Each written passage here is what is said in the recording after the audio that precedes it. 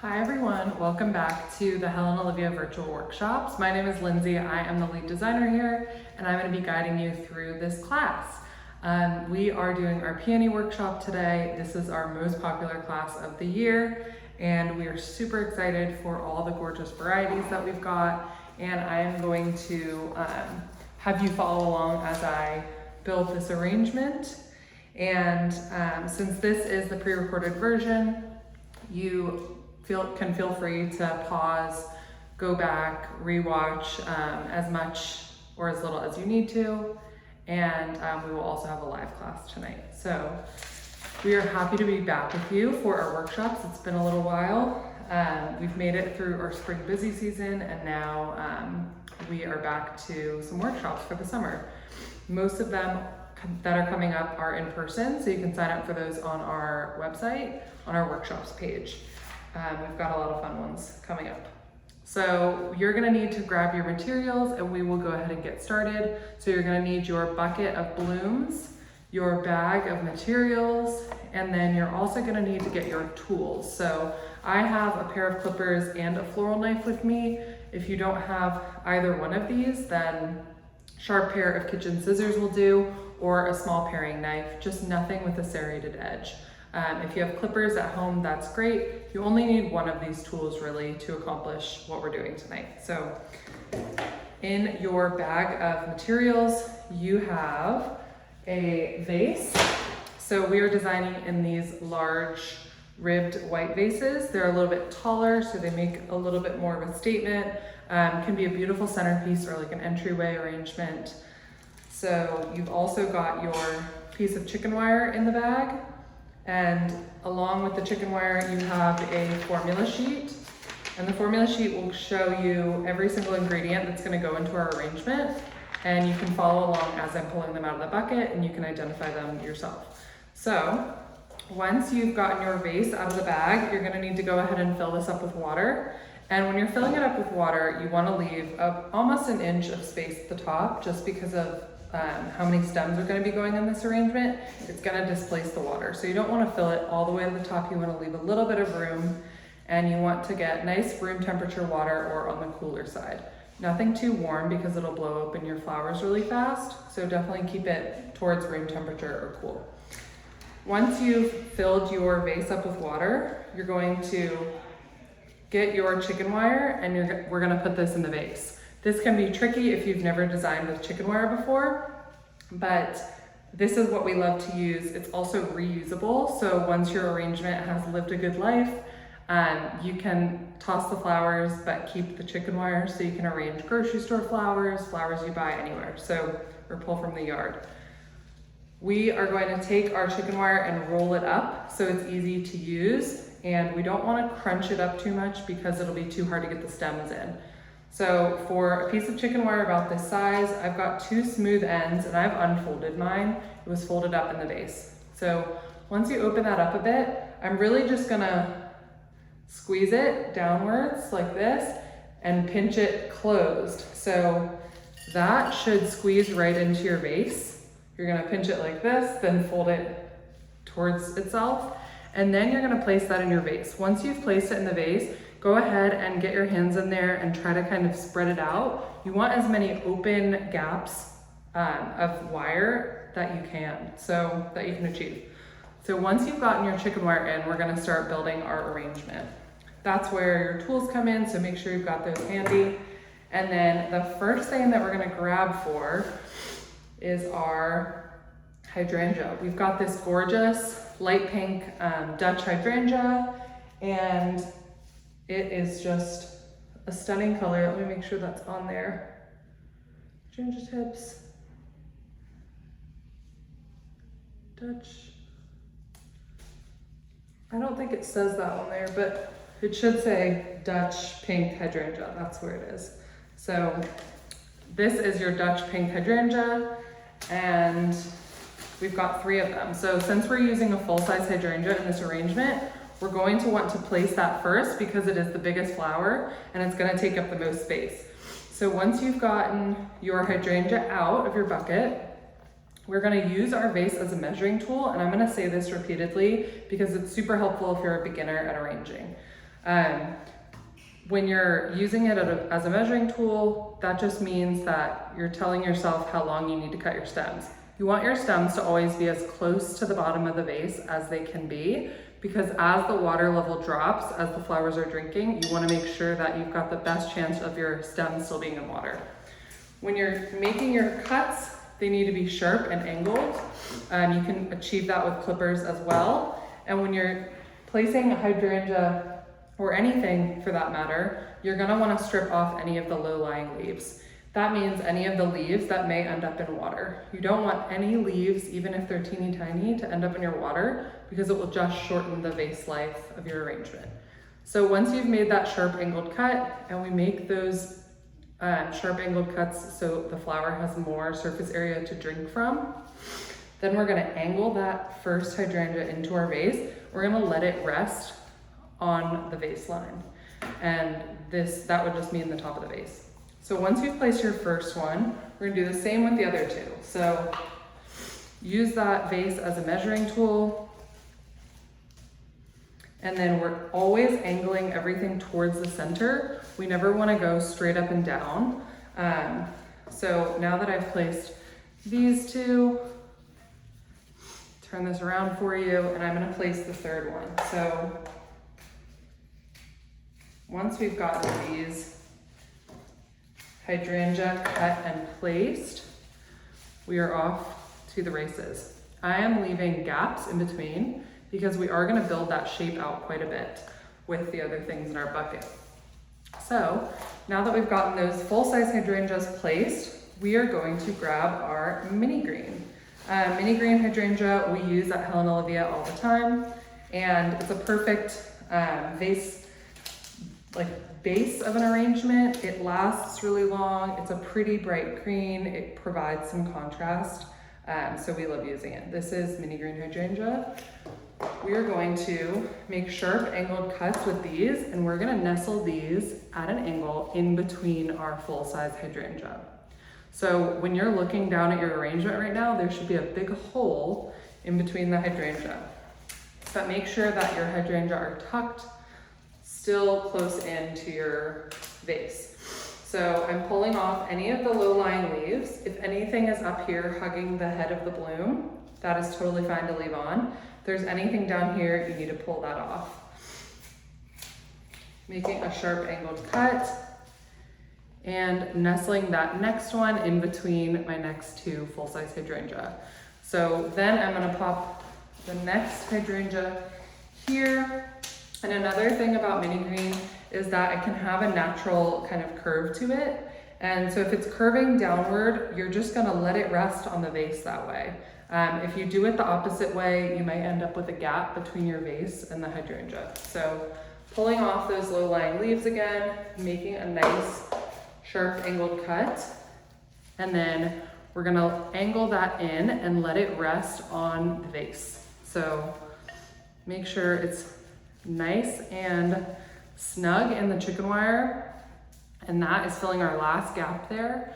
And the fourth mini green hydrangea that we have, we are going to place in the middle on top. So this is really just giving us a guideline of how big our arrangement is gonna be, and then we're gonna build out from there. So again, removing those low-lying leaves, anything that might end up in the water, we want off. Also, if anything is damaged or icky, you can pull off those leaves as well. For this last mini green, we want to leave it a little bit taller. So I am going to measure with the vase. I think I'm going to trim a tiny bit more off because we don't want it sticking up way higher than these, but we do want to make sure we're giving it that nice shape. So that's what we've got right now. Now that we have that in, I'm gonna go ahead and place our umbrella fern. I like to place this now because it looks nice when it's tucked in and then it kind of sprays out behind things.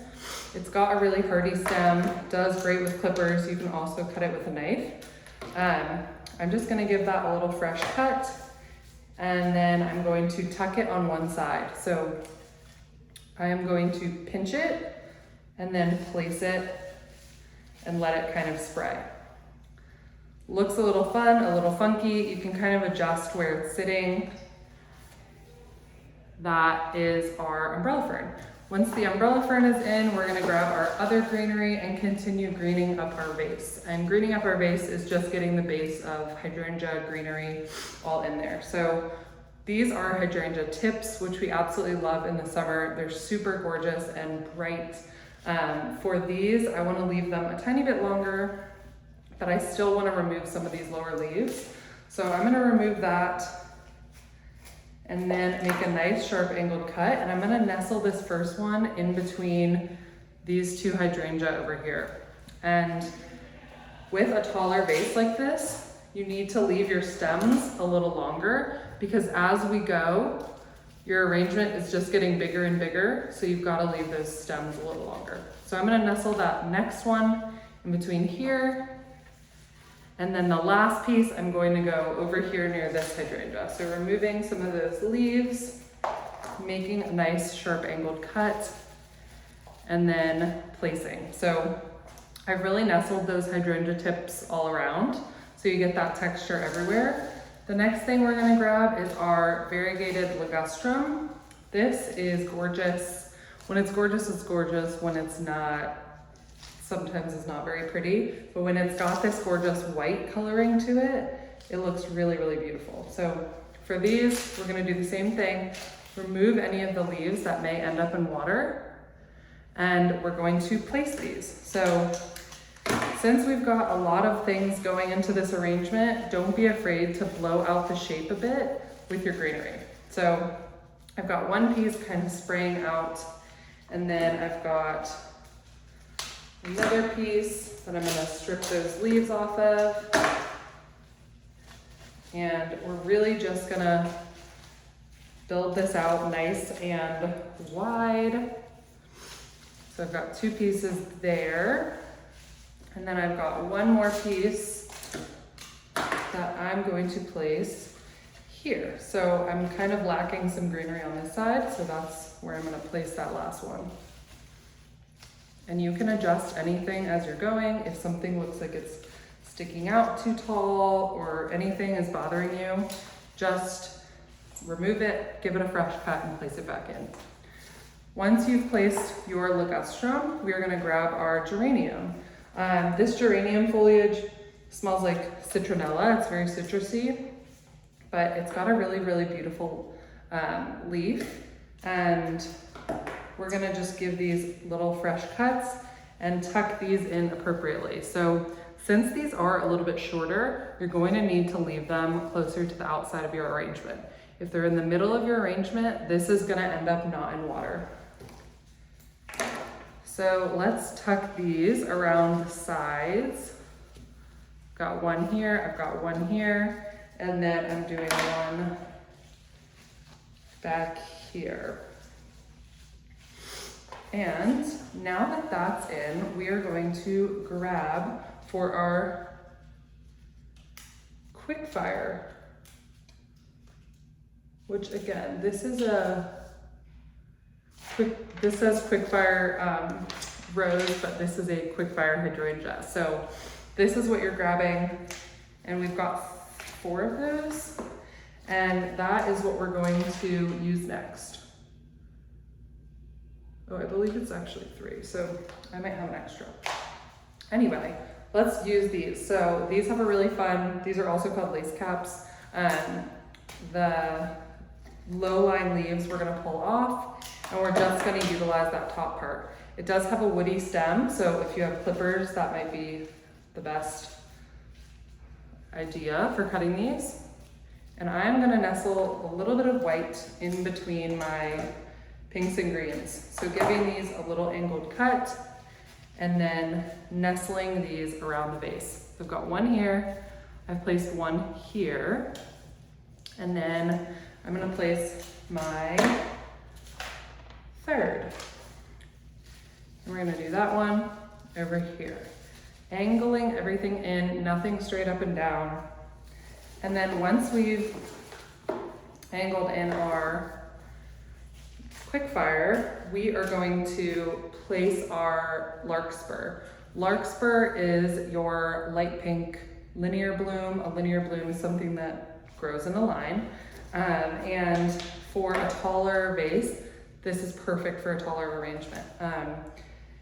So for our larkspur, since we've got 3 pieces, I'm gonna do one on one side, and I'll turn that around. I'm gonna do one on one side, and I'm gonna do 2 on the other. When we've got 3s, I like to break them up, 2 and 1. You can also do a cluster of 3, that looks really nice. You can also, if you really like symmetry, you could do 1 on each side. Just make sure they're tucked in nice and low so it doesn't look too erratic. If you've got 2 pieces of something like this, I always like to put them together because otherwise it looks like antenna. So I've got 1 there, 1 there, and I like to vary the height a little bit just so, again, they don't look like antenna. And I'm removing any of the little leaves or buds or anything that's on here. You want clean stems as you're going in. And then I'm gonna place that second one up high over here. So I've got 1, 2, 3 placed. And then from there, we are going to grab our peonies. So for our, and notice that I'm saving this for later. This is our fresh mint, and I'm gonna save that as the last little greenery accent at the end. So let's go ahead and grab our peonies. So we've got a lot of different varieties that we're gonna be playing with today, and I'm gonna talk you through them. It is kind of hard to tell on camera which is which, and do not be stressed out if you can't figure out which kind is which variety, because they're all going in the same place, they're all going in here, and they all look beautiful together. So bear with me as I try to explain these, and then we will start placing. So you've got 4 different types. You've got your Alerte peony, which is this guy, and they bleach out and turn a little bit white when they're really open. Yours might be a little more closed than mine, but they almost have this purplish pink hue on the outer petals. So that's how you're gonna know it's an Alerte, which is actually French, and it's like Alerte or something, but I'm not gonna try to butcher that pronunciation. So this is your Alerte peony, and they look really white when they're open. So they look very, very different when they're closed to open. This is our next one. This is our Sarah. Sarah has got these like little dark pink stripings and markings on it. So that is how you're gonna figure out which Sarah is. I'll show you a couple different so you can see. So this is a Sarah as well. All right, the next after that is your, whoops, I'm sorry. I just said that all, but this is the dinner plate, not the Alerte. The dinner plate is the one that has the purpley pink. So apologies.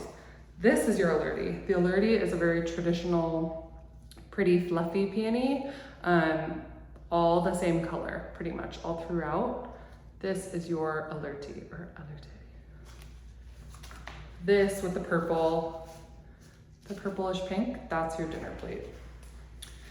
All right, and then the last one that we have for you is our beautiful etched salmon. These are unreal. They are, I think, my favorite peony. They are just a little brighter than your other varieties that you've got, and they lean a little more peachy coral. So that is your etched salmon.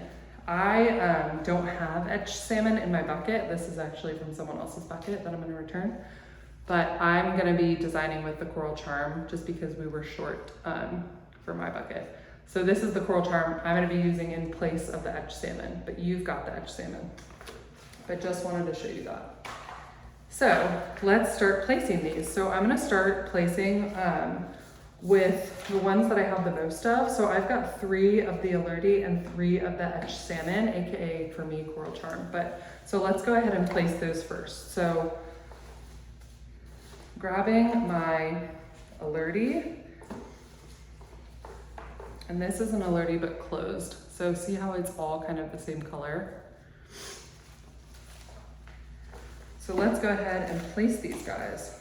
Sharp, angled cut using that arrangement as a measuring tool. So that's how long you're gonna need your stems. Number 1 is in. We're gonna float it out a little bit more from the rest of the ingredients, and then I'm gonna place my next one. And I'm gonna stagger them a bit and go high, then a little lower, then high. So that's the game plan right now. So I've got one here, and then I'm gonna go with one over here, a little lower and tucked. So those are your first 3 placed. Now that we've placed those, let's go ahead and grab our etched salmon. So you are grabbing this. I am grabbing this just for this pre-recording. So we're gonna go ahead and place these. These are gonna give some really nice contrast. So pop in anywhere you feel like you really want some brightness. So I've got one there, gorgeous. And then I have one that I'm gonna go a little high on that side. And then I've got one more, and don't be afraid to leave those stems long and really blow them out, because they will open as the days go on. And if you give them a little more breathing room and a little more space, they will open more beautifully. So once we've got those in, we are gonna grab our dinner plates. Our dinner plates, how many Sarahs do we have? We have 2 dinner plates, 2 Sarahs. So dinner plate, which again is your purpley underside or outer petals. This is also a dinner plate, it's just really small. And then we've got our Sarahs. So let's go ahead and place the dinner plates. This one's kind of bleached out and lighter, so this is gonna provide some contrast. So I'm gonna place that guy over here. And then I've got this little guy who's really cute. So I am going to let him kind of float out on the side as well.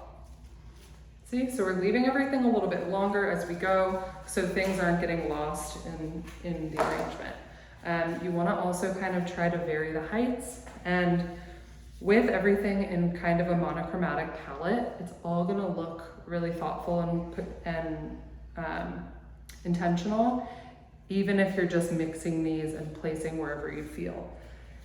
It's important not to put any 2 right next to each other. You don't want to end up with 2 that are at the exact same level. So just make sure that you're always kind of staggering where you're placing them, and also varying stem lengths a little. So one a little longer, one a little shorter.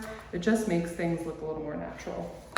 So now I'm gonna place my Sarahs, and these have those nice darker tones on them. So this is also gonna provide a little bit of a contrast if we mix these in.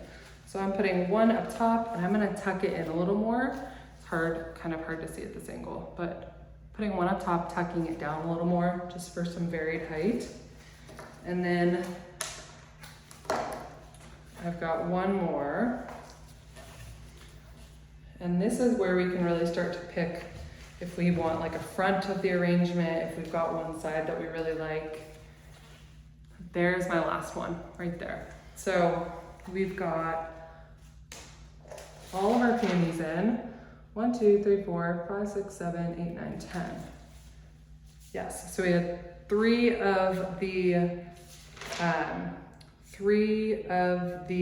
etched salmon, 3 of the alurdi, 2 of the Sarah, and 2 of the dinner plate, which are these. So that's all your peonies.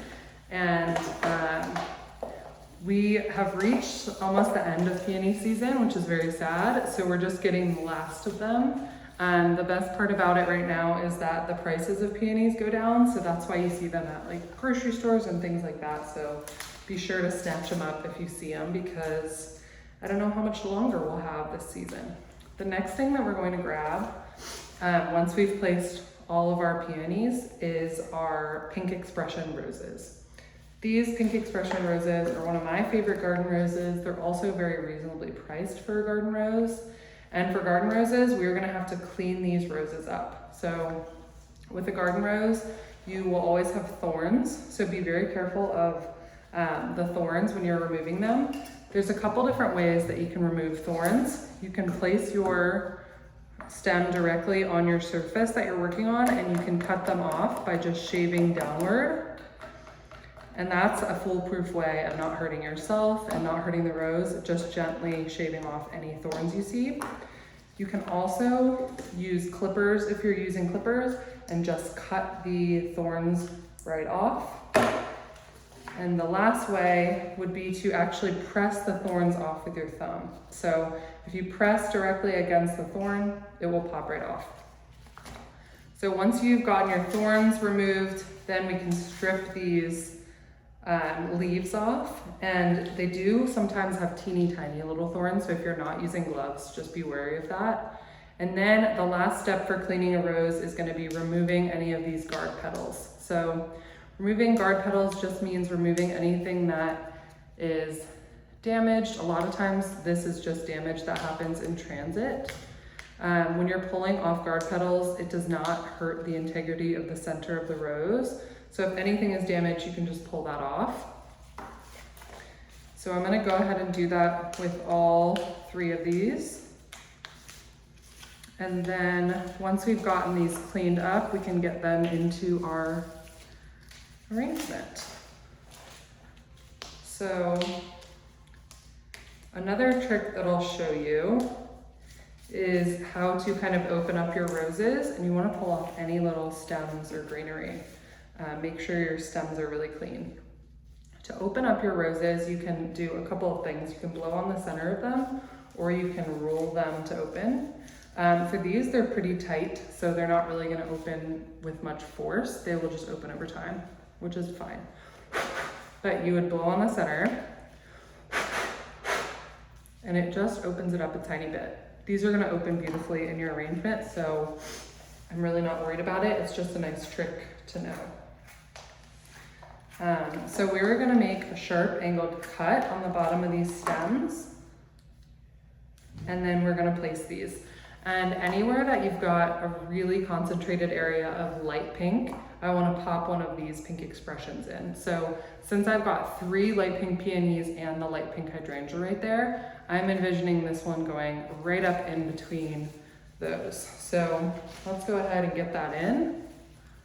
There, see how that's just kind of broken up the lightness, and we are going to do that with the other 2. So pick a spot where you feel like you're kind of lacking some contrast, and then add that in. So this is another area. Yes, I have a coral charm or a etched salmon up here, but down here there's nothing dark. So I'm gonna nestle this one down low near the hydrangea and tuck it in a little more. See how this peony is sticking out a little longer? It just makes it look a little more natural. Then our last one I'm going to place as well, and I think that it's going to go nicely right below here. So again, try to stagger everything, and whenever you visually have a triangle, it looks very pleasing to the eye. So I'm gonna place this there, which, see how I've placed this and these are kind of right next to each other? I don't love how that looks. So I am going to move this down a bit. A little bit lower, and try not to poke things directly through your full-size hydrangea because it will just damage it.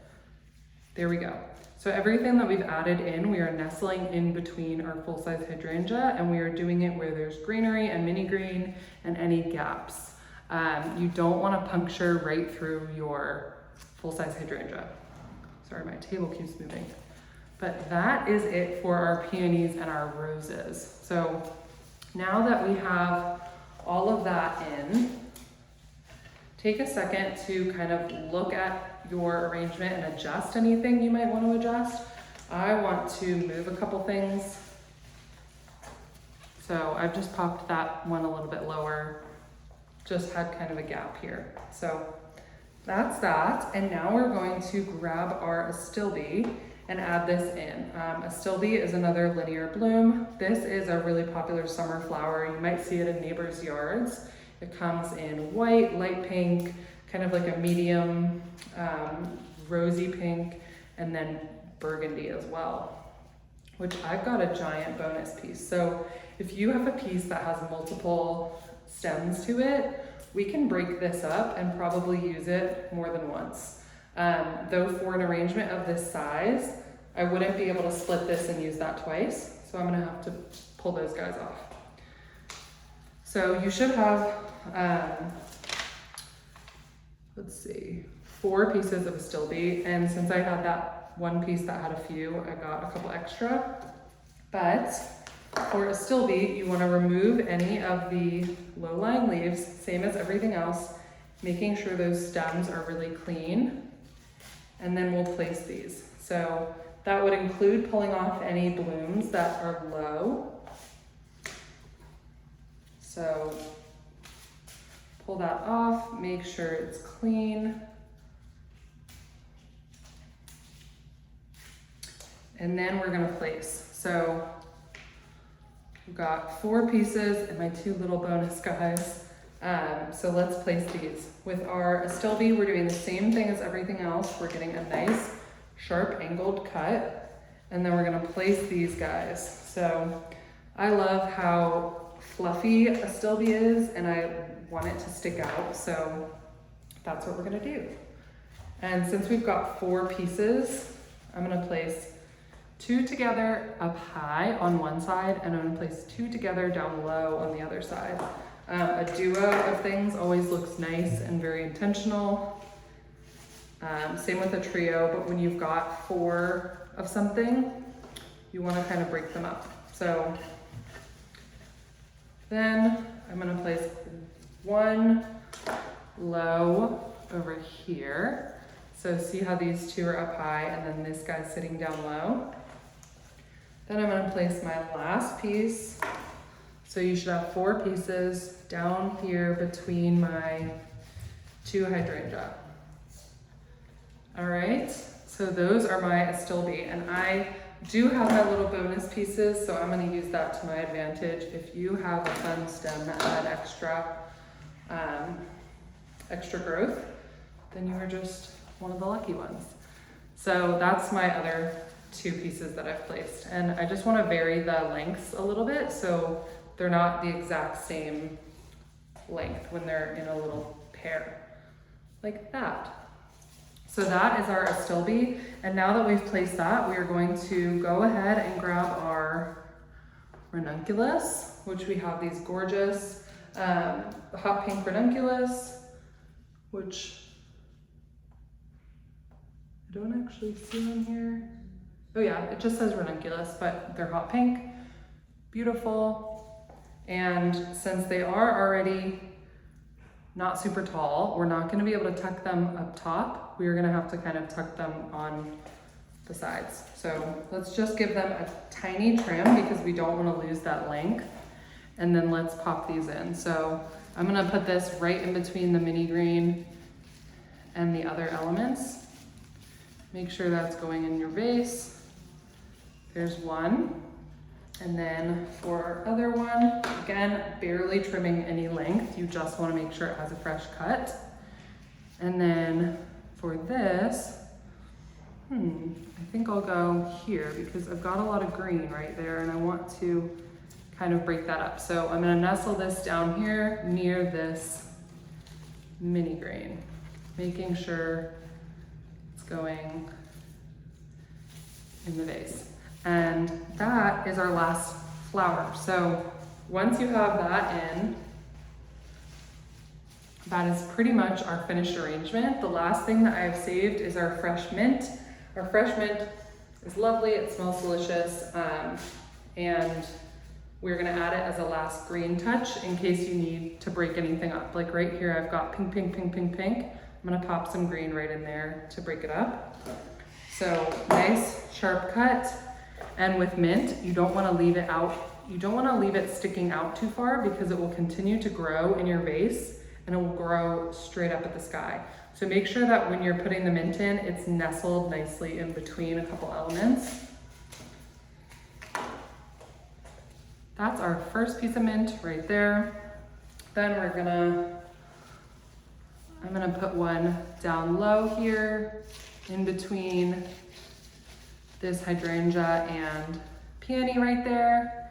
And then we've got our last element. So our last little piece of mint, and I've got a spot on the side that's perfect for it. So now give your arrangement a spin. Make sure everything is nice and secure. You can also run your hands around and make sure that none of your stems are sticking out. You want to make sure everything is in water.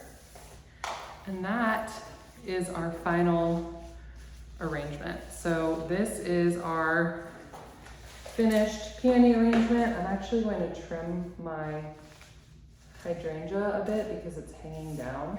Here we go. So that is our finished peony arrangement with everything in it. It smells delightful because of the peonies and the mint, and I really hope you enjoy it. Please be sure to care for your arrangement, so make sure that you're giving it fresh water every day, and by the weekend you should definitely have changed the water completely. So just keep that in mind, and also don't keep it by a sunny window, especially now that it's hot out. If you want to be brave and change your water for your arrangement, you can pick the entire thing up because of the chicken wire. You can dump the water and then put fresh, and then put your arrangement right back in. If that terrifies you, just leave it running under your kitchen faucet until the old water is displaced with new, and that will be just fine. Thank you so much for joining. It's always a pleasure teaching these classes, and we hope to see you at one of our upcoming in-person workshops as well. So thank you for watching, and I hope you enjoyed this class. We'll see you next time.